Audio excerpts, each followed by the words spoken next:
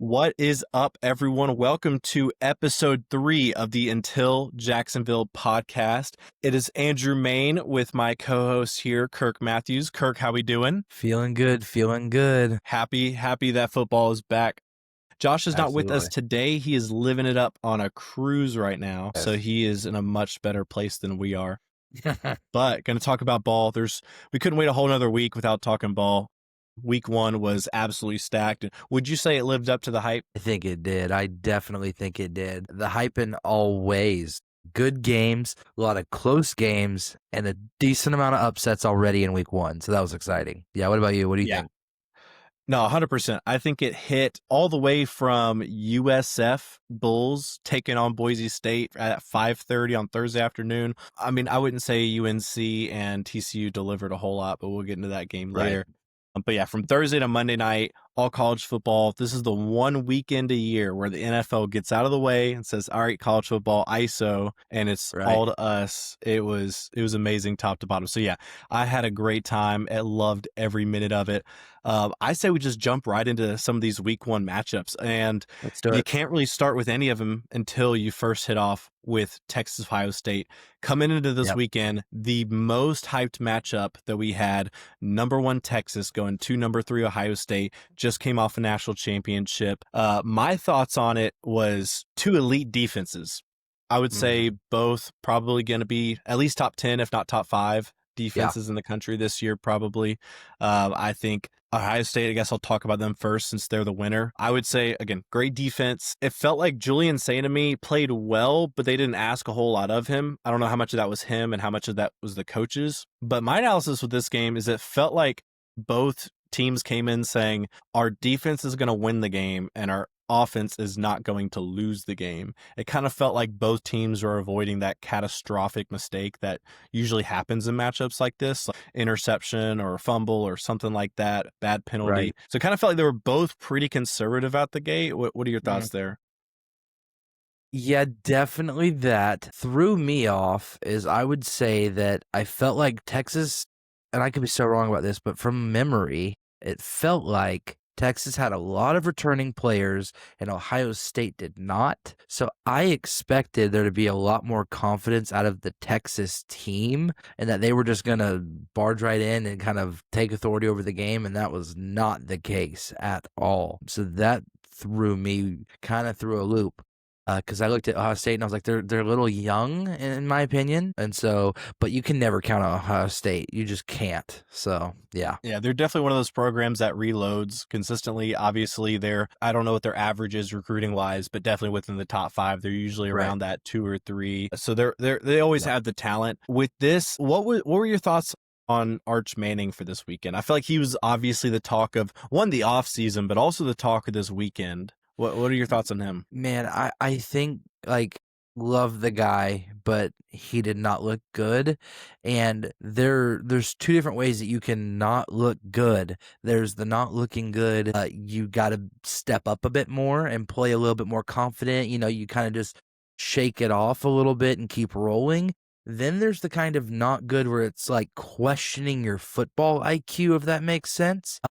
Which I know I'm in no place to do that. I'm just a fat guy on a couch, but you know where I'm going with this. Yeah. There was one really weird play that made me go, what were you thinking? Which was 3rd and I want to say 9, probably, roughly. There was plenty of those in that game from both sides of the ball. Yeah. And Arch runs to the line of scrimmage. There's a receiver no more than 3 yards in front of him. And he knows, because the defense is cornering him, that he can't get any more yards than meeting at the line of scrimmage. And he immediately shovel passes to the receiver, who gets killed by the DB. That is not a good football IQ play, because you're essentially throwing out a suicide pass that could potentially injure your receiver when there's no even chance that they convert that first down. That was one of those things where I'm like, dude, you just saved yourself from injury, and instead of throwing the ball away, you put another player in line of injury. And that just to me was like where's the football IQ in that? And so football IQ, hospital ball. Right. And so football IQ is a lot harder to teach than, it's like there were mentality things I was seeing in Arch where the announcers were like hyping him up like, man, he just goes right back out there like as if he's unfazed by the interception or by this bad drive. And I'm like, well, they brought another bad drive. So I don't care that Yeah. he's playing it cool. I care that is there an adjustment here? And there was no adjustment. So yeah, what do you Yeah, think? I feel like my thoughts on Arch Manning. I feel like first all off season, I was like, okay, guys, let's relax on the Arch hype. Obviously, when you come in with the last name Manning, there's a lot expected. And Totally. all for the past 2 years, all we've heard about is wait until Arch Manning plays, wait until Arch Manning plays. As Yeah. you're saying, it felt like Texas has a lot coming back, but they also lost a ton. Really on Right. both sides of the ball, lost a couple of their best weapons, lost some of the offensive line, lost a lot in that defensive front. They still have some absolute dudes, don't get me wrong, on both sides of the Right. ball.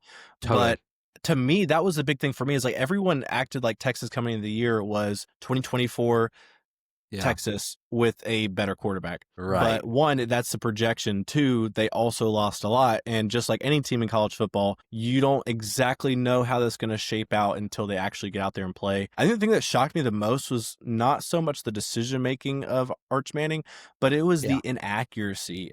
Even though last year he played against lesser competition a little bit that he played, he did get pretty boxed in whenever he got in a couple drives against Georgia late in the first half. But he was accurate, mechanically sound, made good decisions, just overall played really well. And I feel like all offseason, I'm like, okay, guys, let's calm down on the hype until we see it. But now everyone's freaking out like the opposite. And I'm saying, okay, guys, let's pick him up a little bit. He's not that bad. I feel like I'm right in the middle because I feel like when it comes to things like this, your opinion should shift. Like I listened to a lot of Josh Pate, and he used the analogy of like if you had a plate and I have honey on it and you move it, it's only going to move a little bit versus water. A lot of people, it's water. It's, oh, he's the best thing ever. Paul Feinbaum saying he is better than Tim Tebow. And then suddenly he's like, oh, actually, never mind. I was wrong. He sucks. And so I think it's somewhere in the middle there. I think he's going to still be a good quarterback.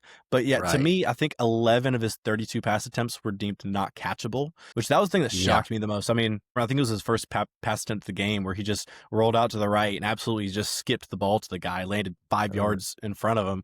And you're like, what the heck? But it was that all game. So part of me thought maybe he's like hurt or something, but I think he just had insane nerves, which in that environment, how can you not? But it just seemed like he was thinking too much and he was trying to be perfect and just wasn't. And so I'm interested to see how he progresses throughout the year. Is he hurt and his mechanics are just off? Or does he clean up those mechanics and kind of just calm down? Because those are things that the more reps you get, that's going to come. But that was the thing I was most kind of concerned about with him. Luckily for Texas, they have 3 cupcakes before they have a bye week, and then they go to Gainesville, which is going to be their next test this season. Yeah. But yeah, I was shocked there. And with Ohio State, again, great defense. I think they did a good job of getting, even though Texas was doing everything they could to limit Jeremiah Smith, I think they got a little bit out of him, but then also having literally the best wide receiver core in the country, having Tate, having Ennis, they were fine, and those guys really stepped up, I think, especially for a young quarterback. And I'll just say this about their trip to Gainesville. I'm a firm believer in the Manning curse. Peyton Manning could never beat Florida in all 4 years. Okay. Did y'all ever play Eli Manning? I genuinely don't remember. I just remember my dad always saying Peyton could never win. He could never beat the Gators. That's for sure. He is a great quarterback, but he could never beat the Gators. So I'm trusting the same for Arch. Last time, speaking of Peyton Manning, last time he played against Georgia, he threw a game-losing interception to Kirby Smart. So I love that. I love that. Yeah. So. And I don't know about you, but it's the first week of the year. What I told everyone, and they looked at me like I was insane when I said this, which it was not an insane take, was yes, this is number 1 versus number 3, but I was trying, everyone that I know personally, I was trying to walk them back from the idea that this is not a game that is right before conference championship level football. This is week 1. This is coming out of summer workouts and practices and finally playing in the game.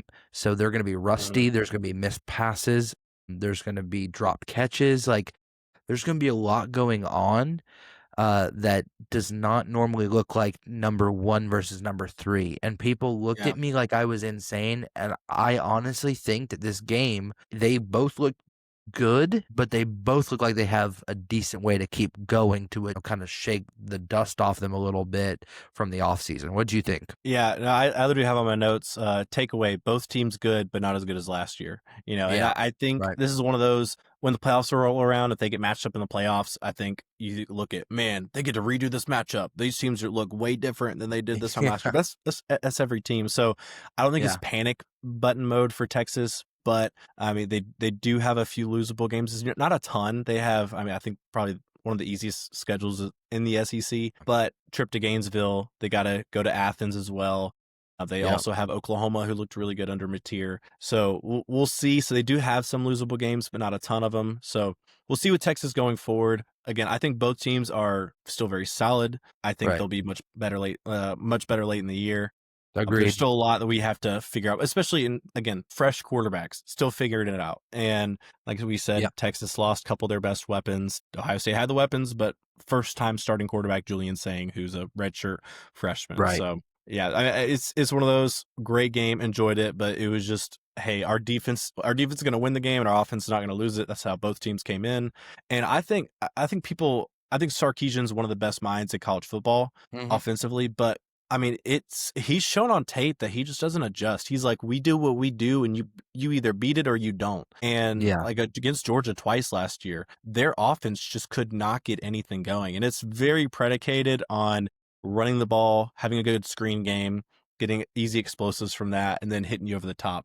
When you can't get the run game established, that's what really hurts you, and you're living in Totally. third and long, and that's why they lost to Georgia twice last year, and why they lost to Ohio State last year and then again this year. So I mean, for their last Yeah. 4 losses are to 2 different teams. And not to get into the conversation of what could have been, because I don't like to do that often, but and this could be so wrong, don't quote me on this here, but I heard that Sark wanted the Florida job and Florida said no and then went and hired Napier. So if you could just imagine Sark with the talent we have right now at Florida with Lagway and all of our O-line, our wide receiver deep threats, like, that'd be disgusting. But yeah, I always think about Sark's like amazing offensive skills, and I think about what could have been, and I get really frustrated. Not gonna lie to you. Yeah, no, I totally get that. But yeah, I did pick Ohio State in last week's episode, so I will take credit for that as a win. And I'll take credit for my loss. Yeah. So for this next game though, this was my favorite game coming into the weekend was Clemson Yeah. LSU in Little Death Valley. I was so pumped for it. I did pick Clemson to win, but it was definitely one of Hmm. those could go either way. My kind of takeaway Yeah. going into the game was I think both offenses are slow in the beginning. I think they do ramp up a little bit Totally. probably in the second half. It didn't really quite ramp up. I mean, LSU kind of did in the second half. But I mean, Hmm. that was the big takeaway for me is, obviously a big talking point coming into this was LSU cannot win week one. I mean, they'd lost their last 5 in a row. Last time they Right. won a week one, Joe Burrow was the starting quarterback. So it's been a Yeah. minute. But in this, I feel like what hurt them in a lot of those games is like USC last year. I think they got outscored by 14 in the fourth quarter. Against FSU, I think they got outscored by 17 or 21 in the fourth quarter as well. So it's like these games, they just did not finish well at all. So I want to give Yeah. huge props to LSU on this with 1, 2, Absolutely. again, really good defenses. I do want to apologize officially to Blake Baker. I called him Billy Baker the last 2 podcast episodes, who was the coach on the All-American TV show. And for some reason in my head, he was Billy Baker. So if you're listening to this, Blake Baker, I do apologize for calling you Billy. Great character to be getting confused with. But I think him year 2, LSU defense looked great, a lot of good transfers. And kind of coming into this, and the reason why I kind of picked Clemson is because Clemson, all the talk was what they returned. LSU, all the talk was what they brought in. And so I was like, Yeah. I think LSU is going to ramp up and be really good late in the year. But Totally. for Clemson, I think they'd probably hit the ground running a little bit quicker, which is why I picked them in this game. I mean, also a Yeah. little bit of home field advantage there. But I think there's a certain level of, just because you have a lot of returning starters doesn't mean they always improve. In a video game, yep, they're going to go up by 5 overall points. They're going to be better. But it just, to me, it's like Clemson's lacking that put the pedal, all the way to the floor. Let's, gas it. Mhm. Let's be elite. Let's beat an elite team. It's Right. like they just don't have that extra gear, it seems. And Mhm. so, I mean, a lot of people were picking them to, make a deep run of the playoff, even win the Natty maybe. I think coming out of it, I think the ACC looks better other than them, so that hurts them. And I think they also don't look as strong as we were kind of projecting there. Right. And, everyone was repeating the idea of LSU's, week 1 curse or whatever you want to call that. But something that I didn't hear a lot of people saying is that Clemson, a majority of their losses each season keep coming from the beginning of the season, I've noticed. Whether it be an upset or playing a game that's a ranked game like this, their losses often come right in the beginning of their seasons. I've noticed that for the last probably 2 or 3 years now. So everyone was like personally, I didn't even know about the curse until this, like the LSU week 1 curse, until like a few weeks ago when I heard people saying that's why they're not going to win. I'm thinking, guys, like I personally know Clemson as the guys that lose early in the season and they have to spend the rest of the year fighting their way back into the playoff ever since after their championship run years with T-Law. But so I kind of came in as this is pretty much anyone's game. Whoever steps up or honestly gets the ball asked could take this one. And that's how the game played out for a while there. But then it felt like LSU definitely started to dominate towards the end with not maybe by score, but by confidence. Yeah, and kind of going into, like I talked about this on the last episode, one streak was going to end because obviously LSU lost 5 week 1s in a row, but Clemson they've lost their last now 7 ranked SEC opponents that they played, dating back to the 2019 national championship game. And last year, they had 4 losses in the season, 3 of those SEC. They were 0-3 against SEC teams, losing by an average of 16 points. Now Georgia did a lot of that when it was, I think the final was 34-3 or 34-6. So we dominated them, but they just haven't been able to have that run game. I think the biggest difference in this game was Garrett Nussmeier was able to make enough NFL type throws and make elite throws into tight windows. And that was, I think, really the biggest difference maker in that was he stepped up. And we didn't really see the same out of Klubnik. You could say he doesn't have as good as weapons as LSU, but still just kind of looked to me that Garrett Nussmeier stepped up enough. And that's why I think LSU is going to be very dangerous this year, especially as the year progresses and Garrett has more and more rapport with all those new weapons that they have. So, yeah, I think it was kind of interesting just kind of breaking the streaks, all that. But, I mean, Clemson, are you going to beat a decent SEC team? We'll see. Got South Carolina at the end of the year, and as someone who lives in Columbia, they are itching for that game. They are very excited to make it 2 in a row against the Tigers. Yeah. All right. So you want to jump to the next game? Yeah. So first, did you see the Brian Kelly and Dabo Swinney interviews? Did you see the beef they had? I did. I just, it's so funny that you asked me that because I just saw that this morning, though. I'm a little late to the trend, but I just saw that this morning and was like, what? What just happened here? Yeah. For anyone at home that didn't see this, earlier this week, Dabo Swinney was interviewed talking about the LSU game, and Dabo Swinney, the head coach for Clemson, and he was saying that, he goes, both of us did bad. He goes, if this was an exam, we got a 58, they got a 65. They just did a little bit better than us. That's yada. And then Brian Kelly kind of shot back in his interview, kind of asked about the quote, and he was like, well, I just think he either grades really hard, or I think probably is what happened. He didn't watch the second half because we beat him pretty good in the second half, so he probably didn't want to watch the second half, which I completely understand being in his position. But I mean, give him some credit because usually Brian Kelly, a lot of those types of moments are very cringe, but he talked a little bit of smack after really kind of beating a really good Clemson team and kind of owning up to it. It felt like the first time he talked smack that didn't feel fully forced. Not saying it didn't feel forced at all, but didn't feel fully forced. So I thought that was pretty funny. Not as embarrassing as that whenever he hit the table after he lost to USC. Gosh, right. Yeah, that was so cringe. That was job security, though. But yeah. So the next game, this was one of my favorite games of the weekend, honestly, was Miami and Notre Dame. And I did say to this, I did pick Miami in this game. Humidity is always a big thing in games like this. Notre Dame, you could tell they were kind of gassed in that second half. But I felt like kind of coming into this, I said, I think we have a dialed-in Carson Beck. I think last year he kind of was just thought he could coast to a Heisman season and be the first pick and all that. Obviously, all the girlfriend stuff. Wasn't really connected with the team. Anytime they had a bye week or had some time off, he was on a private jet to Miami to see his girlfriend, not hanging out with the boys. But I think he did really well in this football game. The run game was solid, and my biggest kind of point in this game was Notre Dame runs a lot of man coverage. Can the young but talented wide receiver core for Miami, can they do enough to get separation in those matchups, or are they just going to get shut down the whole game? Because if Carson Beck is dialed but no one's getting open, then it's not going to do anything for you.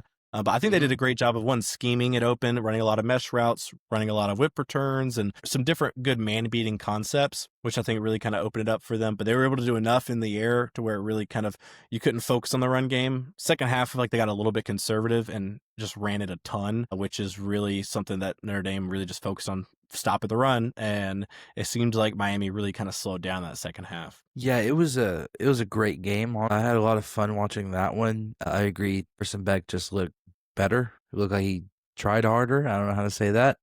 His passes were actually very good looking. I thought it was funny. Like, I saw on Twitter, like mid game, someone was like, maybe it was the receivers. Yeah, well, it's funny. Even like, so in the Georgia game, we played Marshall and we had a screen pass, and and Georgia fans who don't know ball, they're always complaining about Mike Bobo sucks, and we just called another screen pass, guys. As if no other offense in the entire country ran screen passes. Right. And Zachariah Branch caught the ball and ran for like a 40-yard gain, 35-yard gain. And I was like, see, guys, it's crazy when the receiver catches the ball and you run a screen. And you have a really good athlete in that position. But, I mean, I've said all summer, I don't think any of the issues that Georgia had offensively were on the offensive coordinator or on the quarterback. It was a banged-up running back room, banged-up offensive line. Wide receivers couldn't catch a cold. So you tell me how good someone's going to be when they're working with that. But yeah, I think he did great. And I was really impressed with the defensive and offensive lines for Miami. Very physical and big. And they really moved Notre Dame, which I thought was huge. And I think Miami is a very serious team now in ACC play. And remind me, don't y'all play them again this year, right? Yeah, we do. We play, if I'm not mistaken, I think they're week 3. So I think, man, that's coming up. Oh yeah, it's right after y'all play USF. So yeah. Right, and that's going to be an exciting matchup. We go to Miami, so we're going to play for their 300 fans, and it's going to be a good time. All 12 of them are going to be booing y'all. There's one conversation that has been bugging me to death, and this is a hill I am willing to die on. The catch in Miami was phenomenal. It was not as good as the catch in the Florida game on a talent level. Okay, so I have a little bit of a rebuttal here. My issue, because I've seen I watched the Miami game live, and I've seen the play from the Florida catch that you're talking about. Right. If you watch it, the catch shouldn't have even been like that because he was not running. He kind of turned around a little bit and was kind of running backwards and then fell backwards and made a good catch. Yeah. But if you just keep your hips running and keep your head over your shoulder, it's a touchdown. But everyone freaks out because he kind of made a great catch. I still think the Miami catch was insane just because I mean, it was a really great pass by Carson Beck, had a guy in his face, kind of jumped falling back and threw it right on the money, one hand out. So I would lean Miami there. I would say on the Florida one, it's like whenever you see a really great catch, it was either the wide receiver did something wrong or the quarterback did something wrong, because you're never supposed to have a catch like that. It's supposed to be in the numbers or in the face mask. So yeah, so that's my thing. That's why I give points away from Florida on that one. I understand that. I chalked that up to the fact that the dude who made that catch was a true freshman, young little kid. So this is true freshman, first game, actually playing it out. So I think it's one of those things. He got off balance, maybe didn't quite measure the right angle towards the ball and realized he has to make more of a lunge out for it. Regardless, to say that catch was Odell Beckham-esque, if I can call it that. Whereas the other one was a beautiful one-handed snag and pull in. So the thing that annoyed me was people were like, Miami's is a better catch because who they're playing against. I'm like, that has nothing to do with it. Both of them caught it without someone in their, hand. There's no hand in their face, so who they're against should have nothing to do with the catch. It's more about which one is harder to catch, and I think that off-balance falling down catch is insane compared to if you, like, because I honestly feel like my friend group from SCU, they like to just make fun of me as a Gators fan, so they were just egging that on, like, bro, that wasn't even an impressive catch, like saying things like that to get me upset. And so I went to the extent to screenshot both of them at the depth of the catch, like what's the hardest angle within the entire movement of that catch. And the Miami guy is practically standing straight up with a little arch in his back and holding his hand all the way out. The Florida player is his entire back is bent and he's got his whole hand out. And so I don't like the argument that Miami played a ranked team, therefore the catch was harder. The catch was technically harder falling down, but yes, there are certain things that were easier teammate. Easier opponents, less pressure because it wasn't a close game. We were already killing them and we knew we were going to kill them. So, I get it. Like, there's factors to it all. But if we're saying catch versus catch, which one is a harder one to actually hold on to the ball? I think the Florida one has it. See, there are 3 things guaranteed in life: death, taxes, and Florida fans hyping up a catch against a bad opponent. Whether it's against the Charlotte 49ers and Ricky Pearsall has a good catch, or y'all playing Long Island University, have a good catch. It's like, that's just every year y'all are going to have a guy that makes a good catch against a bad opponent. Y'all are just like, hey guys, look how great this one catch is. Pretty much. Yeah, that is going to be a guarantee, I guess, for Florida. But hey, Georgia couldn't catch against anyone last year for the most part. So that's something you can flex on. So a little bit of a recap. So Ohio State, I picked correct. Clemson, LSU, I picked wrong. But I would say my analysis was pretty spot on. Miami, Notre Dame, I picked Miami. My analysis was there good too. So I'm doing well, but I would say I got this next one wrong, and as well as did the whole country besides Lee Corso. I was wrong about FSU hosting Alabama. I said the Tide was going to roll through Tallahassee. I thought best case scenario, Florida State loses by 17, and boy, was I wrong on this one. What are your thoughts? As a trying to not be such a Florida State hater, what are your thoughts here? Well, yeah, I hate their guts, but they definitely look like a better team than they did last year already. Now, this is week 1, so there's a part of it that's hard to discern how bad has Alabama gotten and how much better has FSU got, because I think both are true. Alabama's getting worse, FSU is getting better. I'm not trying to say Alabama's just a trash team and FSU is still a 2-10 style team. I do think both of them have moved in different directions, like I said, because Florida State looked a lot better. The only thing that concerns me for Florida State when it comes to any other games of value for the rest of the season, if they make playoffs or whatever, however successful they become, the thing I saw was they just kept running the ball. They had some good passes, but a lot of it was ground and pound, run the ball, hit the ground, keep pushing forward. And so I'm curious about how well they'll do as a team when the run game is stopped by a great D-line, wherever they cross that. But all in all, they're way better than they were last year. I hate to say that. That's the one good time I will speak on FSU's name for the rest of the season. I'm going to dog them the rest of the season. But they looked pretty good against Bama, and they proved a lot of people wrong. So, yeah. Yeah, I definitely think, I know that's been a big talking point is, well, is FSU really good or is Alabama horrible? And I think it's somewhere in the middle there. I think kind of coming into it, obviously the expectation was really low for FSU here. A lot of people had Alabama, being a playoff team, maybe going far in the playoff. A lot of notable names picking them even to win the title. But to me, the way I would have drawn out if I could put on what's the most likely scenario, if I knew that FSU won, how did it happen? I would say it would have had to been Doak Campbell is rocking for all 4 quarters. And even if they're less talented, Florida State just plays with absolute fire, passion, and energy. And they just play like their hair's on fire. They cause havoc.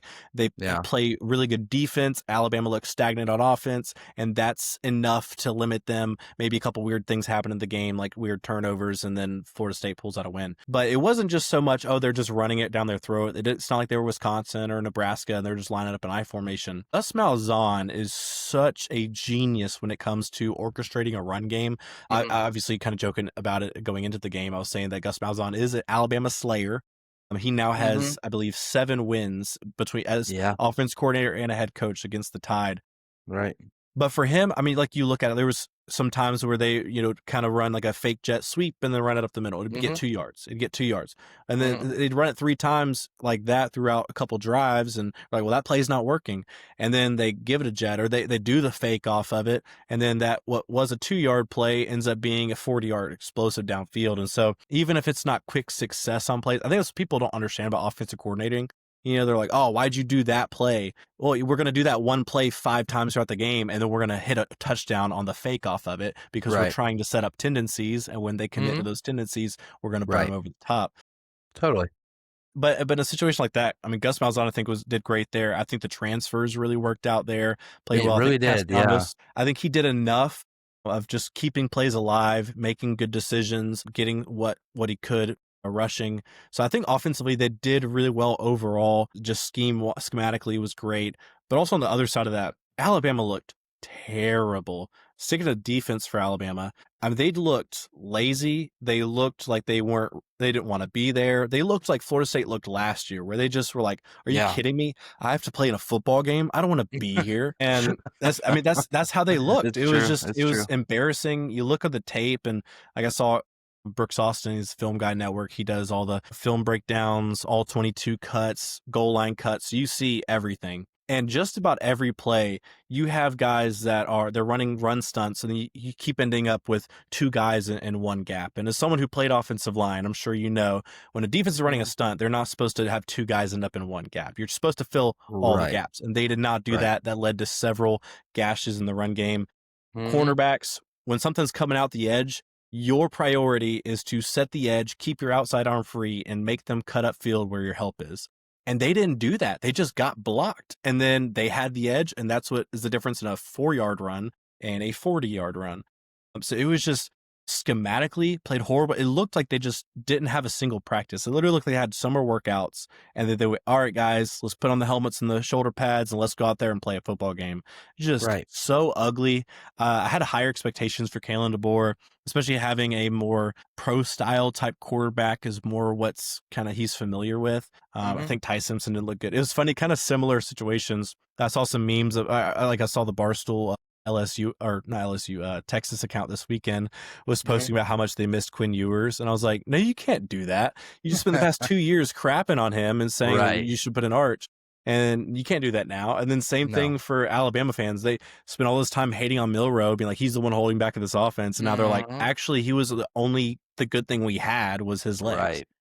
You know, so yeah, I was wrong on this one. My mom rubbed it in heavy. She sent me a video because last time when I broke it down, I was like, "Mom, cover your ears." So she sent me a video of the TV going, "Andrew, cover your ears." You know, they're blowing out Alabama. I love it. Yeah, I posted on Facebook. I said, all of a sudden, every FSU fan remembered their Facebook password and logged back in to post. It's like, oh yeah, they've been so silent. And to go back to something you said, the momentum that FSU plays off of is something I can't even put into words. I have spent my whole life hate watching them as a team, so I like it's normal. That's what rivals do. So I will watch the Gators. If there's not a lot of great games on that week, I'll watch FSU and cheer against them. That's what I always That's exactly what I do with Florida. My second favorite team is always whoever's playing Florida. Yeah, exactly. So I watch Florida State and just cheer against them the whole time. I don't care who it is. I mean, they could be playing the devil. Like that's a joke, but still. You're like low key. I'm just kidding. I'd consider. I'd pray about it. All that to say, there is a weird phenomena about how FSU plays, and when their fans start to like hype them up, they have a momentum that is like different than any other team I've watched. But what's so weird about that is it's also can be to their demise that when they don't have the success and have the fan momentum, not only do they play bad, but their fans stop showing up to the games. So FSU either has packed out house, sold out stadium, or they got 30 fans in attendance. And they have a real culture issue on like fan support because they're only there for them when they're good. I'm not saying that, across the whole fan base. I'm saying for in-person attendance. You and I know this good and well. They struggle to even get half capacity if they start to have a bad season, which is like, I don't know. I think it's interesting. And so, I mean, hey, I support it because I'm against FSU. I'm against fans not showing up to their games because they play well with that momentum. Yeah, my question for FSU for going on through the season, it's really easy to have all that juice and all that energy and be fired up when you're playing at home against Alabama, who's ranked as a top 10 team in the country. It's really easy to get excited for that. Do they continue to get up for the next 11 games and whatever postseason they may make? I still think looking at their schedule going into the year, I was thinking, do they make a bowl game? Now I'm kind of looking at it going, man, they have a shot of making the playoff. I mean, they obviously had that game in Gainesville. I believe they play Miami this year. Yeah, they do. I believe they play Clemson. Other than that, there's a lot of games they should win now, looking at it on paper. So, do they ride this out the whole year? I think they do. I think having a fiery quarterback really helps with that. having a guy, I mean, I don't think a single person in the world, especially Tallahassee, was a fan of DJU last year. He was Right. no, he was horrible. Their offense was horrible. There was no fire. I think when you have a quarterback with a little bit of FU about him, like a Manziel or a Baker Mayfield or those guys that kind of just have that extra it factor, I think he kind of has that a little bit to him. Obviously, did a lot of trash talk throughout the offseason. Everyone thought, Yeah. why would you do that? You're an idiot. And then he cashed that checks. Yeah. Mm. We can move past unless you have any thoughts, but yeah, huge win for FSU. We'll Definitely. continue to see where Alabama and FSU trend throughout the season. But I mean, Alabama, I mean, I did see this on message boards. I saw on a message board for Alabama, they were talking about that they want to hire Brent Key, the Georgia Tech head coach. The other one was saying that they should give all of their NIL money to Coach Oates, their basketball coach, and they should try to win a natty in basketball. That will never fly with Bama fans. First Florida only buying into basketball, becoming a basketball school. Now Alabama's going to do the same thing. But Not true. yeah, I was like, they're in a bad spot when they're like, honestly, forget football. Let's win in basketball. Like y'all are not Kentucky. You shouldn't be Kentucky. That is the most anti-Bama thing I've ever heard is stop investing in football. Yeah, and I think they're returning back to what they were, because before Saban, people forget. I mean, besides the Bear Bryant years, pretty much. I mean, they were just kind of a good program, but not elite. And they've kind of fallen back to that. Kalen DeBoer's 5-5 in his last 10 games. Yeah. So I mean, I know he has a $90 million. Yeah, I know he has a $90 million buyout, but I mean, there's a lot of talk if he rattles off a few more losses this year. I mean, they may end up picking up their pocketbooks and signing some big checks to get him out of there, which would be crazy. I actually saw a video yesterday about how Alabama, though, does not have a lot of NIL. They don't have a single billionaire. Most of these big time programs have at least one, if not several billionaires. They don't have a single one. So they don't have any big money. So we'll see. But I mean, they haven't, like some of these schools feels like they're paying a buyout every 3 to 4 years. So it's not something that they've had to do. Yeah. So yeah, I don't know. It costs a lot of money. So I think that a buyout alone may buy him another year. But if he doesn't turn things around and just also another fun fact is that he has now coached 14 games for the Crimson Tide. He has not had a single game with Alabama where the other team had less penalties than his team. And I looked at the numbers. When he was last year, I believe he was 126th in the country in penalties. He was 123rd in 2023 with Washington, was 100 and I think 4th the year before that. Not a guy. And the funny thing is, I don't know if you saw the reports about people, and I know we were talking about a lot about the Alabama game, but there were reports saying that the players at the hotel were ordering DoorDash and having friends over and girls over at 1:30, 2 o'clock in the morning. All offseason, you're hearing Alabama players be like, yeah, we can't be late to workouts no more, and we can't wear jewelry at practice anymore. And all these things, you're like, what? You could do that before? So you were just showing up late to workouts, So just no discipline, and everyone thought that ship would get righted, and it's just they're like, oh, now they're cracking down on us. It's like Saban's back. Right. It's not. And so I don't know. I was gonna add something with that. Yeah, it is a weird culture flip. Like they don't care as much. They're not the same Bama that Saban built, and it's just like I can't lie. I do not like Alabama. But it's sad to see all of Saban's hard work just kind of crash and burn almost immediately. And you're definitely onto something with the flags there because, having lived close to Seattle area, I used to watch UW games all the time living out there on TV and stuff. Yeah, I couldn't believe the amount of laundry on the field. I'm like, you guys cannot figure out how to play clean ball. Like, it's insane. There were several drives that were kept alive that I think it was FSU's second touchdown of the game. They had a stop on 3rd and long, but had a super late hit, unsportsmanlike penalty, automatic first down. And they had several situations like that where they just had these, not just like a typical, defensive holding or defensive PI that just kind of happens from time to time, but just egregious calls or just dumb calls. And you're like, what are you doing? It's just they're not disciplined. And it's just it's weird to see, which I would say the later years in Saban's career, Bama, it was kind of that way already, but it's just way worse now. So we'll see if they're able to pick it up, but it could be a long season for the Crimson Tide. Definitely. Next game up on the board, my local here, South Carolina Gamecocks played Virginia Tech, the Beamer Bowl, as some would call it. Yeah. It was I would say kind of what I thought. I think I had this as a South Carolina win, but somewhere between 10 to 14 points. They ended up winning by 13. Biggest things for them is they had explosive touchdown late to Nick Harbor. They had a punt return, which really flipped the momentum for them. It was weird because first drive of the game, they come out and they just roll right down the field.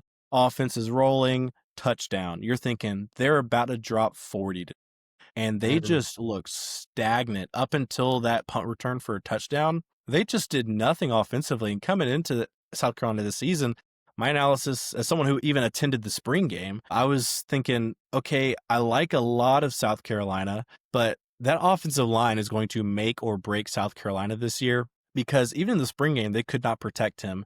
In this game, they could not establish a consistent run game, which hurt them on drives, putting Sellers in a lot of 3rd and longs and obvious passing down situations. Really, really hurt them. They got a lot of momentum when they got the punt return for a touchdown, which was funny because I actually thought it was a bad decision at first, because they got the punt and then they called a 5-yard penalty. They could either take it from the spot of the foul or, redo the punt. And they said, redo the punt. And I thought, why would you do that unless you're trying to block it maybe? But there's so many times where something like that same situation happens, the guy muffs it, and you're thinking, why didn't you just take the free yardage? Yes. So I was like, what an idiot. And then he returned. Right. They get a return for a touchdown. I'm like, well, that's why I'm not coaching SEC football. Yeah, it's one of those things where like the coach can either be an idiot or a genius here. It just depends on how the play That's actually the exact ends up. situation where that happens, and it's a muffed punt, and they're like, fire Shane Beamer. And then, but instead it's a punt return for a touchdown, so all the South Carolina fans are like, yeah, Beamer ball, baby. This guy That's knows how we do it. We win with special teams. We do it like no one else. But I mean, that helped them a lot. They also had a touchdown to Nick Harbor that got called back that I definitely think should not have been called back. But still, offense just overall was very stagnant. I think the offensive line had a lot to do with that. Other than that, Sellers looked good. Harbor had some good moments. He had a long touchdown catch like the video game, so that was cool to see in real life. And then defense, I would say, looked really good overall. Defensive front, I mean, they got some dudes. Dylan Stewart is still really good at football, and they got some guys around him who are really good. I think, trying to remember his name, number 40 for them on the opposite side. He's really good as well for them off the other edge, which really kind of takes a little bit off of him. So that was another one of my questions was, is there going to be another edge rusher that takes some pressure off of Dylan Stewart? So far, I would say that is the case. Yeah, I didn't watch a ton of this game. In my personal opinion, I think it's South Carolina football. There's high hopes. They're going to lose to your bottom of the barrel SEC team. They're going to lose to your Kentucky or your Vandy type team, and then all that hype just kind of dies. They're not a bad team. They're a good looking team, but I just think South Carolina, they always shoot themselves in the foot. So not to be a downer here, but I think that this is going to be another one of those years. Well, I think they have enough difference makers at edge, at quarterback, at receiver, but they don't have, I would say, that top to bottom depth that you see a lot of the bigger SEC programs, especially on the offensive line. Which is a factor for sure.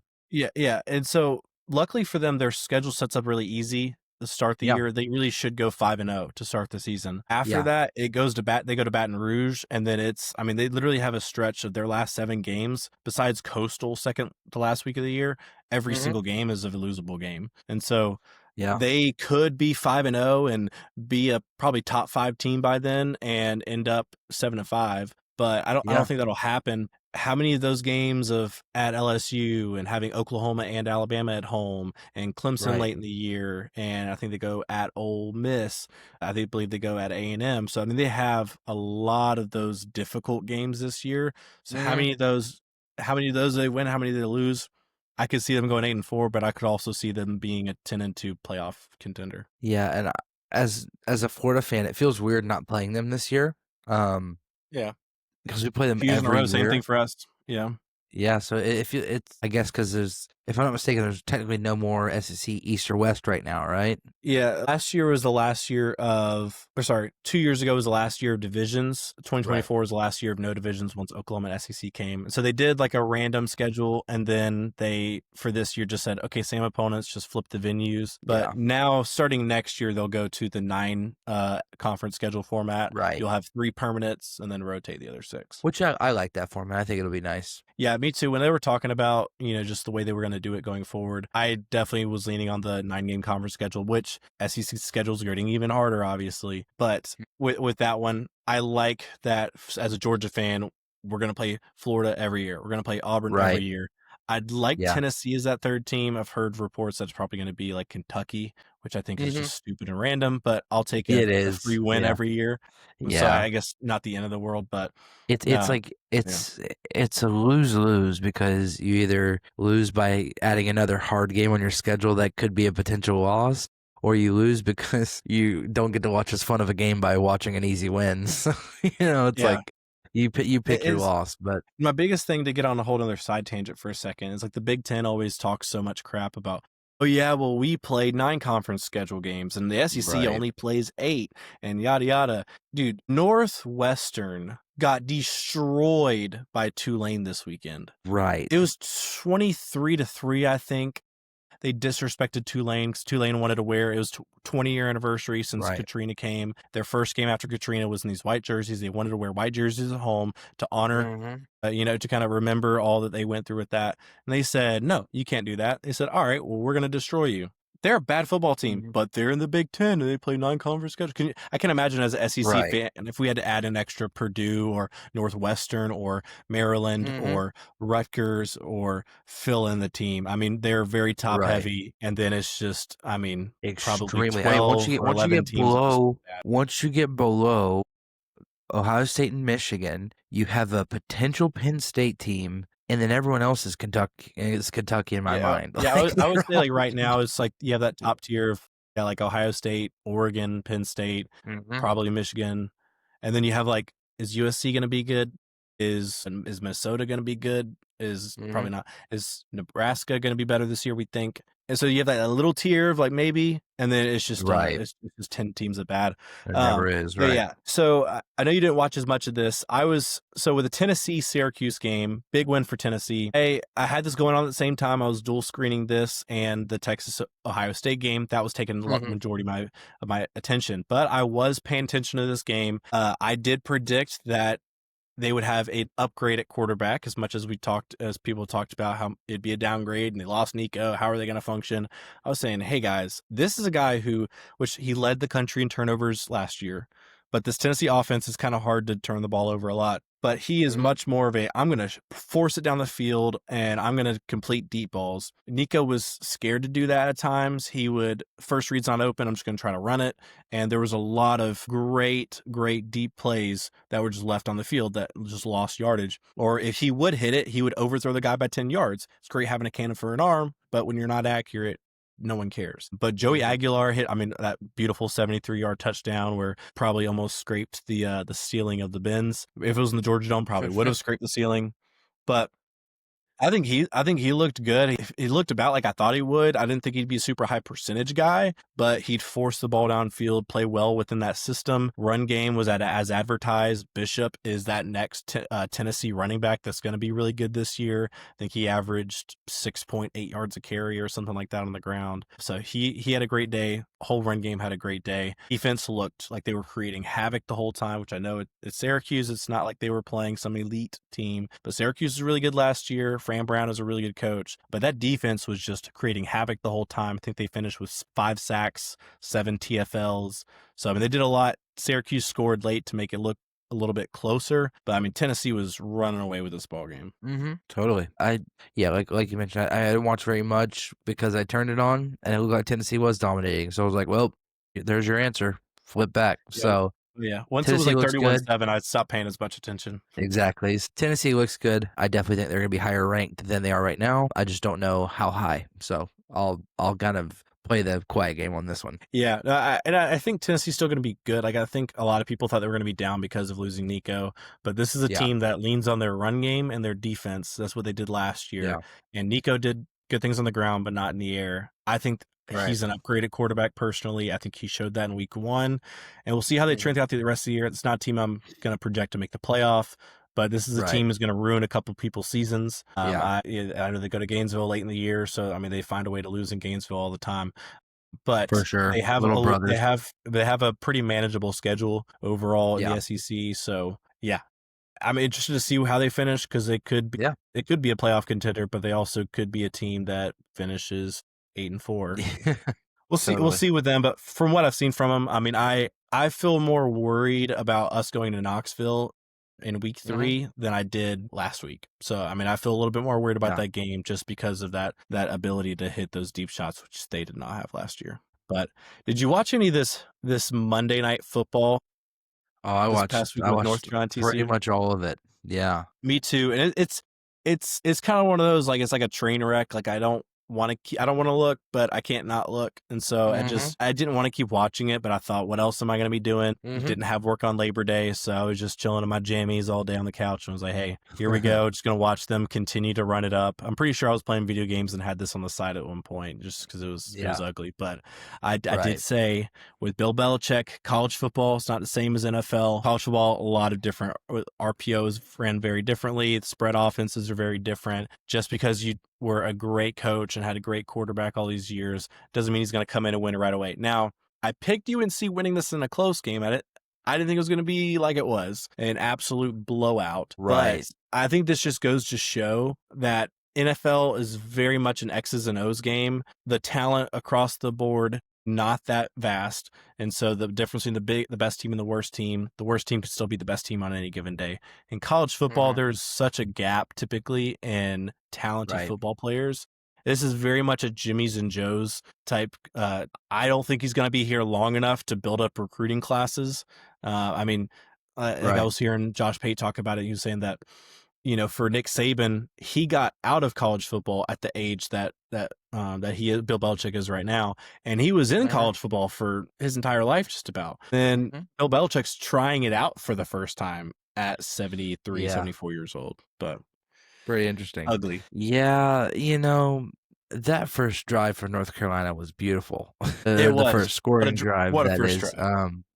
Yeah, and there's a part of me that was like, man, this is Bill Belichick. He's going to do things a little differently. He's going to pick at offense at a way that other schools are not doing, and he's going to innovate on offense. And he did that with his play calling. He did things that are not the typical thing you would see from an ACC team like North Carolina. And then they just they said we did what we practiced. Now let's stop playing.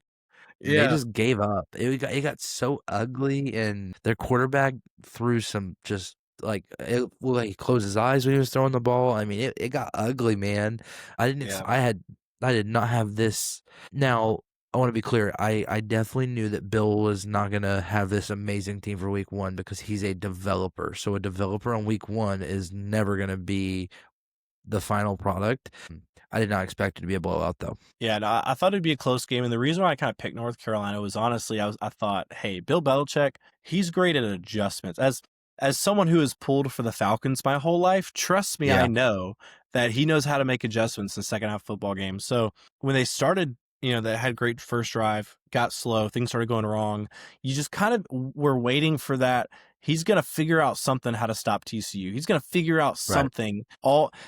50 plus years of coaching experience. You'd think he'd figure something out. I mean, just nothing was working offensively, defensively. I mean, quarterback ended up getting hurt. They brought in Max Johnson, and he looked good. Had it led him down for a touchdown by that point. The game was out of reach, and yeah, it shocked me just how bad it was. I was not expecting it. So. Yeah, it's pretty wild. Any quick thoughts on Florida? I know I didn't watch any Florida this weekend. You didn't watch any Yeah. Georgia. So any quick thoughts on Florida? I know bad Yeah. competition, but what are your kind of thoughts that you think could kind of translate to better opponents? Yeah, so of course you see this one from a mile away. First of all, we were supposed to play FAMU. That would have been a lot more entertaining, even though we would have killed FAMU as well. It's at least in state, so there's going to be some. Wow, y'all really were scheduling hard schedule. Yeah, Man. yeah. So FAMU backed out last minute, so this was our replacement. So of course we knew we were going to win. The thing I kept an eye on were the things that it does not matter what level you're playing against. It's on you. So what was Florida's biggest issue for the last 3 years is stupid penalties that are our fault that have nothing to do with play. So not a holding penalty, but two guys going out with the same number jersey. too many men on the field, illegal substitutions, things like that were things I was looking out for in this game. One, to see how well are we doing against a nobody school on our How clean are you? fundamentals. And so a beautiful stat is that Florida had 0 penalties on offense or defense for the entire game. And we gave no turnovers. So I think those two were Played really clean important football. because, clean football is the thing Gator fans have been wanting to see. We have not been playing clean at all. And playing unclean football has lost us some games that could have put us in a better position towards a playoff maybe. So all that to say, fundamentally, I am very impressed with this week 1 game. Of course, we knew we were going to kill these guys, but on the things that depend on us, no matter who we're playing, we succeeded. So I was happy about that. Yeah, that's good. Yeah, if for Georgia, I mean, obviously last year people talk a lot about the wide receivers, stuff like that. But a big issue, which a lot of this I think had to do with injuries, both the running back room and offensive line. But we were bad running the ball last year. Even, I mean, you'd watch tape. I saw a guy break down the film, again, Brooks Austin, Film Guy Network. He did a breakdown of us against UMass late in the year last year. And, I mean, they had, I think, 260 yards rushing that day against us. We didn't really run the ball too great. We just couldn't put them away. I mean, we had the starters in the fourth quarter against UMass because they just kept scoring, and we weren't scoring quite like we should. But even in a matchup like that, our running game was just not good last year. This year was the first time in a while we've been able to lean on people. And all offseason, all you heard from Kirby Smart, from any coordinator, from any coach on that staff, from any player, all you've heard about is 2 things. 1, run the ball and stop the run, or run the ball and stop the run. That is the thing that they have hit on all year, is we're going to stop the run and we're going to run the ball. And I think they did that very well. The other thing is all offseason they've talked about fire, passion, and energy.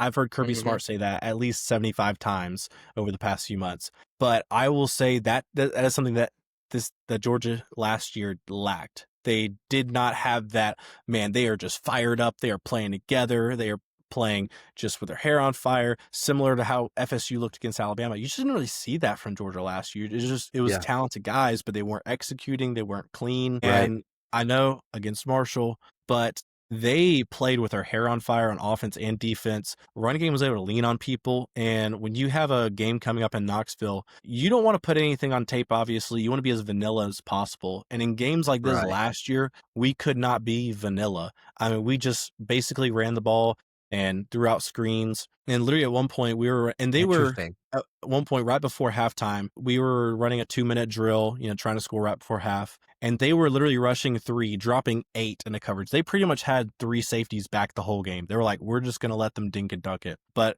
we ran 4 verticals twice in a row. That is the definition of putting anything on tape, which is exactly what Kirby Smart does. So I think it was a lot of people were like, oh, I don't like the play calling. I don't like our offense. The way they were playing us, you're not going to just force the ball downfield. But I don't think that's something that Kirby Smart wanted to do is, hey, let's pull out some really wild plays that are going to be absolute winners for us against Marshall. So I think next week's going to be a very, very similar week where we're very vanilla. But also, I'm very excited about Gunnar Stockton. I think it's weird because he looks quicker than he did last year. I know, again, against Marshall, but he looked quicker when running the ball. They did a good job of only really running him when you're in the red zone and 3rd and short situations where, pivotal downs, not like they ran him all the time, but he looked really good, was really playing on time, which is something he didn't really do last year. You could tell he's really reading through his reads, really developing that part of his game. And the wide receivers looked really good, especially Zachariah Branch from USC. Insanely fast. There was a pass where he kind of motioned behind the quarterback, was kind of just on the flat to the left of him, and threw it out to him late. That was his check down, and he ran it like 60 yards to house and just defied probably 4 or 5 angles that guys had on him. So, yeah, I mean, overall, I feel really good about Georgia entering this season. They looked really good against Marshall. The things that we needed to clean up were things that they did clean up. So I was super happy with that overall. So I feel good about us. Another easy game. And then we go to Knoxville and we have Bama. So yeah, it ramps up really quickly for us. But yeah, I guess real quickly, we'll just kind of talk about week 2 a little bit. There's not a bunch of huge games this weekend. Yes, we'll obviously Michigan go to Oklahoma because we're already past an hour, but there's no problem with that. We'll just fly through real quick through each game, and yeah, let's do it. Yeah, I mean, big one for me is that Michigan Oklahoma. I guess quick Yeah. thoughts on it. With this one, I think Michigan is a more talented Iowa right now in football. I think they play good defense and run the ball, and Mhm. I think Bryce Underwood looked better than he did in the spring game, but not expecting him to make quite the difference. I think Oklahoma does squeak out a win here. I do think this is a pretty tight ball game. I think it being in Norman, I think John Mateer looked really good. I think the things he does with his legs and in the air is the difference in this. Mhm. So I'm a pick Oklahoma for that game. Your thoughts? Yeah, I'm picking Oklahoma as well. I think Michigan is only ranked 15th because of their name, not because of what they're going to bring to the table this season. I think that kind of 15 and through the rest of the rankings is kind of a big question mark right now. And I think Oklahoma has a bit more talent to bring to this game. So I say Oklahoma just barely edges them out. Yeah, yeah. And really, the only other big matchup to me, at least, is Iowa State. Always a fun ball game. Always a Totally. 13-10 type win. I really like Rocco Becht at quarterback for the Cyclones. It's at Iowa State. I think the Cyclones continue to roll here, personally. Yep, I agree. I'm an Iowa State truther, man. I'm rocking with Iowa State for this one. I think Iowa State gets more points than Iowa has passing yards. I'm kind of kidding, but also not kidding. They're pretty bad. But yeah, and then I guess a quick my upset for this week. I'll let you go first if you have any big upsets you think, because normally in a week like this where there's not a ton of big games, someone drops the ball, some ranked teams loses to someone they shouldn't. I have mine, but I'd like for you to go first if you have anyone. So go ahead with yours because I'm just double checking all the games on the schedule right now. So Yeah. let me look through one more time and then I'll come back with mine. So for me, when you go on the road and you play a better opponent than you, what do they say travels on the road? Defense and a run game.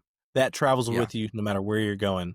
right. This team going in, they had a great week one against a ranked opponent, blew them out at home. They stay within the state. They travel up the road to Gainesville, Florida, and they run the ball well enough. They have a mobile quarterback who did some great things last week. There's I no think way. Byron There is no Brown way. does enough to squeak out a win against the Gators. Late turnover by DJ Lagway. Hilarious. USF Bulls winning in Gainesville, unless it Now, doesn't what's your happen. actual Just all the upset? credit and other blame. What's your That's it, dude. actual That's upset? I'm pulling hard for the Bulls this weekend. Other All than that, right. I would say the most likely is the Ole Miss Kentucky is interesting. I don't think Kentucky's very good Mhm. this year, and I think I in my preseason kind of picking all the games, I didn't pick them to win a single SEC game, but they beat them last year in Oxford. I think Ole Miss is down, but also I could see Lane Kiffin really taking out his revenge from last year on Yeah. Kentucky, and there's really no basis on that other than it's at Kroger Field. It's interesting. This could be a sloppy Mhm. game to where similar to last year, Kentucky just doesn't play great, but they just sit on the ball, play good defense, and it's just enough to squeak out a win. Yeah. But I would say that's the other game that I think could actually be an upset. You usually know ball, but right there, Yes, I have don't someone know. cover. We'll see. We'll see. I just don't. I mean, I don't see that happening at all. But here's what I'll say. I see two that I think have potential. One is that they have potential to just beat them by a field goal, and there's another game where I think one team could potentially blow out a team that you would never expect. So, first one, I think there is a potential for Arizona State to lose when traveling to Mississippi State. I know the Bulldogs are Yeah. not they're not an amazing team. I'm not here to say they're going to kill them. I just think Mississippi State is a little bit harder of a place to play than people give credit for, and I think Arizona hmm State has a very high ranking, with not a lot to back that up. And so, hmm Okay. could there be a potential of a topple over here, and it's technically an upset? Yeah, there is. This one, I I don't say this very confidently, but there's a team that is known for doing nothing good for themselves but ruining everyone else's season, and that's Oklahoma State. Yeah. I think when they travel to Oregon, there is decent potential to really hurt Oregon's season early Okay. Yeah. because they have Oklahoma State. Unfortunately, the Gators have done this the last couple seasons too. They're in the business of ruining other people's schedule and chances at a natty, but they don't really put themselves in the conversation. And so, hmm just off of culture, Oklahoma State has the culture to pull off an upset here against Oregon. But I would Oregon State or Oregon didn't start the year very great last year. They kind of Right. sleptwalk through the start of the They year. are So they yeah, are a slow to start team. Their head coach is kind of a motivational speaker. So their yeah. team Dan gets Lanning better at is the end of the great. year. Yeah, they have to rise up in the season. So there's potential to knock them out early. Yeah. And I have one more game that I'm definitely going to be keeping an eye on. It's a 12 Okay. o'clock kick. Illinois is ranked 11 right now, which I think is very fraudulent. They go to Mhm. Duke without looking at it. What would you Yeah. guess the favorite would be in that game and what the line would be? Unless you've already seen it, then you already know. I haven't seen it, and it's blocked off right now on my Safari. That's good. If you were to guess, I would Illinois I, at I Duke, would who's the I would favorite? say Or like what the favorite is, you think? probably like 11.5. Yeah. They're favored by 2.5. Wow. Darian Mensah, a former Tulane quarterback, Uh-huh. last week they played Elon, but he went 27 for 34, 349 yards, 3 Wow. touchdowns, no picks. He Man. lit it up at Tulane last year. Did really well Interesting. last week. That's a game that I'm going to be keeping an eye on. I think that's probably the most intriguing 12 o'clock kickoff. So that's a game besides Iowa State. That's the other game that I'm really going to be paying attention to because I think the Duke Blue Devils could pull off an upset against the 11th ranked Illinois. So Yeah. yeah, I think another that's game I to think be keeping an eye on. that's a good call. Now I have a question for you. What Mhm. Friday games are you interested in this week looking at the schedule? Honestly, I haven't even really looked at it. I've only been looking at the I ranked can opponent. I Let me can know tell you if you okay, yeah. What are you looking at? JMU at Louisville. I Ooh, feel like yeah, I'm that's a looking at pretty decent game to watch. Like if you're just down to watch some lower level, Western Illinois versus Northwestern. So, it's in-state play. Northern Illinois at Maryland, which really fun fact, there's a guy that plays football for NI, and he started coming to our young adults ministry and got saved and got baptized. And like a month ago, he sick. just brought like 11 of his teammates to our church to get baptized, which is pretty sick. So I'm a pro Dude. NIU guy. Yeah, 100%. I mean, they beat Notre Dame last year, so Yeah, which is pretty no sick. one's So safe. I'm That telling that you, is man, a that's good they're episode coming to Jesus, alert. man. Yeah. So Well, yeah. NIU at Maryland, that kind of might be an interesting one. And then the night game, 8 p.m. Eastern Washington at Boise State. Yeah, that could be interesting too. I'm really keeping an eye on that James Madison Louisville. I mean, wasn't it last Yeah. year when James Madison put like 63 points up on North Carolina and won that game? hmm So That was they've an insane game. Like it was. it was a fever dream because like no one saw JMU doing that, and North Carolina had a decent team and a decent quarterback. So like Yeah. to get Every time shut I out checked the like score, I was like, James Madison just scored again. I'm like, well, that can't be right. yeah Refresh. Oh, they yeah scored again. Okay. But yeah, I am looking forward to that Friday slate as well. I'm glad we got some good Friday night slates. And then, you can yeah also have on the other screen the Chiefs Chargers game. I got a couple guys on my fantasy team that I'll be looking for there. Shout out to Landon Dicker the yeah. kicker for the Chargers. So I'll be looking forward to that. But yeah, So excited for week 2. It's football season, baby. it's gonna be a good We're one. back. This is We're so back.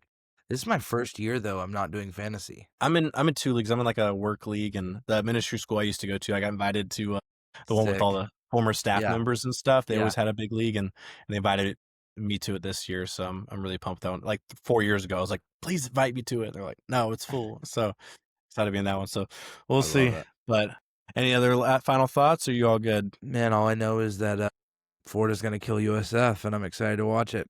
Go Bulls, baby. They Yeah. shocked the world in Gainesville, Florida this weekend. We'll see. Well, this has been a great episode.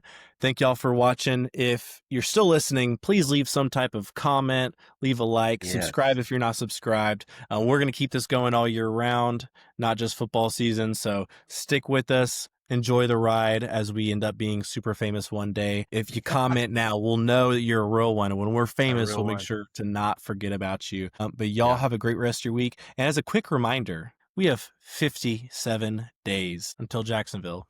Y'all have a good night. Bye.